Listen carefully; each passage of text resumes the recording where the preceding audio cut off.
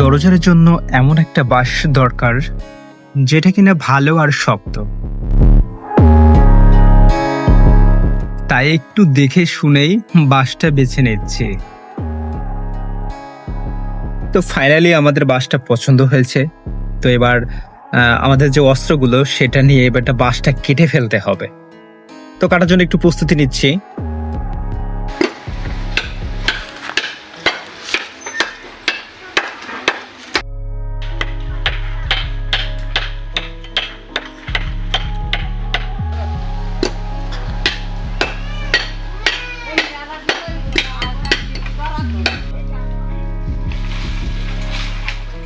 তো ফাইনালি আমাদের বাঁশটা কাটা হয়ে গেছে, এখন বাঁশটা বেঁধে গেছে। তো ছাড়ানোর জন্য আমরা অনেক ট্রাই করতেছি, খুব কষ্ট হচ্ছে। তো কষ্ট হওয়ার পরে অবশেষে আলহামদুলিল্লাহ বাঁশটা কিন্তু প্রায় ছাড়ানো শেষ এবং বাড়িতে পড়ে গেল।